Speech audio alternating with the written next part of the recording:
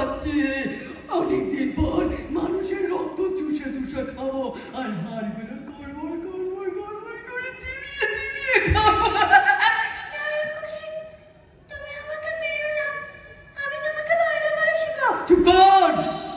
রাক্ষসীকে কেউ কোনোদিন ভালোবাসে না।